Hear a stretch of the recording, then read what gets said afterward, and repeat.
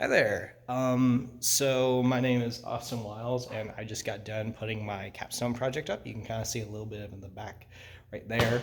Um, and it's not completely finished yet. I still got to do much more with it, or at least like just some minor adjustment stuff. I'm sharing this room with two other people, and I just want to make sure that everything's in line with them, like just to make sure that they're getting all the space they need for their projects. But for the most part, it's basically finished up. And I want to do a quick run through of it as well as kind of explain some things. The only other thing I'm missing are statements, which those would normally go like right here and here. The girl before me is down yet, but I'll just do that myself probably tomorrow. And that's like a short little one-page paper about explaining what your project is and some of the design aspects of it. I guess I'll start with a quick run through of the room. As you can see, it's basically a three-walled room. There's the entrance right there.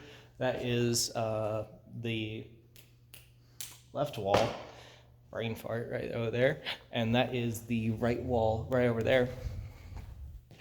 What makes the right wall like kind of important is the fact you can see right up there, right, that thing. That is a projector, and basically you can use that to put up your video and such like that. In my case, I'm going to hopefully use that to actually play my game. I'm not sure exactly how I'm going to do that yet, but it shouldn't be too bad. And either way, the teacher's willing to help me out with that. But yeah, that is essentially the room as a whole. And then right behind me, right there, this big wall, this entire wall, you can kind of like get a little glimpse of that with pillars blocking the damn thing, because that's one thing even the teachers criticize, is the fact that these pillars are just massively intrusive. Like, they are not good for the shows. As it's like, because when you're sitting down here, basically if you're here and you're sitting at just the right angle, oh look, I can't see the TV. So yeah, needless to say, it's fun. But I guess I'll do a quick walkthrough of basically everything related to the project and stuff as a whole. I guess to first off I'll begin with the two posters. These were more put here as just a way to kind of add something to the space as a whole, but also to kind of focus in on, I wanted something that would be eye-catching. This was taken from the opening that I had done. I didn't do it in Photoshop, I did it in Adobe Animate, which is a program much more difficult to use than it probably should be. But this is all done using like various shapes and stuff like that in Photoshop, with the outer part and the evil was actually hand-drawn. But yeah, overall, it's just more a screenshot from the title sequence that I thought worked well. Kind of wish I would have played around with that more, but I needed something quick and such. And I also thought it looked good as it was. And the other poster right here is the logo for the company, Crescent Games. If you don't notice from the video, that is for my face, as you can see.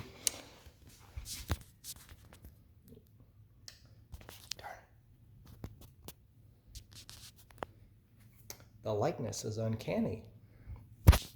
But yeah, it was kind of like, the idea is because this was my project, I like it when creators put somewhat of themselves in their own game, without being too pretentious about it.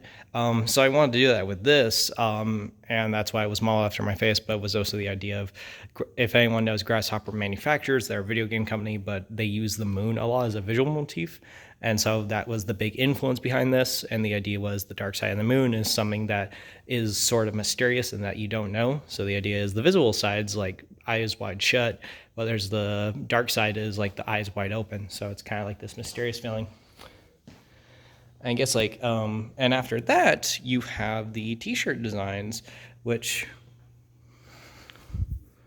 a little bit right there, but otherwise it's good. The idea behind this was mostly just a way to kind of like promote the game and promote the company.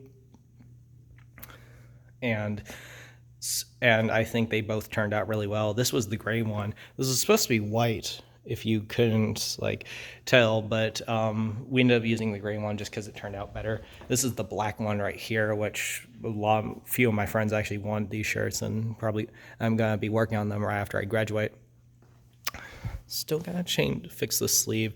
Now the reason they were positioned like this is because I put the company name on the sleeve right over there, and so that's why, to kind of like focus it more in the center, but still make it somewhat eye-catching and unique. Nobody else this semester is doing merchandise, and so I kind of think that's just cool. Well, I mean, they did like pens and stuff like that, and they did advertise companies, but not like merchandise like this. And the other thing is this little controller right here, a little arcade stick. Really probably could have just been a regular controller, but I wanted something that would be eye-catching. I always thought arcade sticks really caught the eye of the viewer. Fully working. It doesn't actually work with the game, unfortunately, because like the CPU that was used just only works as a generic controller. And one other thing, and this is like when I present it, you can actually take it out, and you can see all the circuitry and such behind it. Oh, I'll have to fix that later. You can turn it on like that, and boom, it lights up. You don't really see it too well in the dark. In fact, you see the reflection of the TV more. But yeah, overall, I like the effect. Probably should have like worked with a different color, but whatever. And when I do present, I'm hopefully going to see if the USB plug that's connected to the TV works, because I do want the buttons also, these buttons right here light up, but you have to have it plugged into a USB cable. And finally, the game itself being played. This is like a standard 7-minute video that is meant to show off various elements or aspects that went into designing the game, being the title animation, 2 run-throughs of the game, of like the cutscene, basically like an in-game cutscene that I made, one showing it with the lighting built and one showing it without the lighting built. Fun fact, the resolution on one is noticeably better than the other, because when I built the the pre-lighting one, like where the lighting isn't built in yet, and it's noticeably brighter, I did it at 1280. And I didn't realize that until I was editing in Premiere, but thankfully I was able to stretch it out thanks to a friend's advice. And so that's why the dark one looks noticeably better resolution-wise. And right here, you're seeing the gameplay part of it. Oh yeah, and this is the part where I actually show off the like secret room, essentially, like that. And you can't, I don't know if you can hear it, but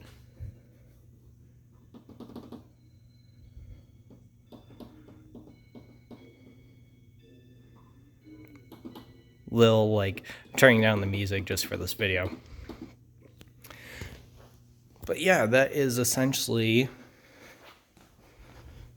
from here all the way to over here is the Capstone room. I'm really hoping that they don't criticize the fact that I have a lot of empty space. Getting this set was more trickier than it needed to be, just because of the lack of like resources available. For reference, this TV screen right here, they only had 2 screws, and the screws were so so used up that you couldn't drill it in anymore. I had to hammer it in with a hammer. I'm still not sure how I'm going to get that out, but I'll figure out something. It won't be too bad. And I still got, like, the big thing I got to do is, like, finish taping all of this down. It won't be hard, but it'll just be tedious.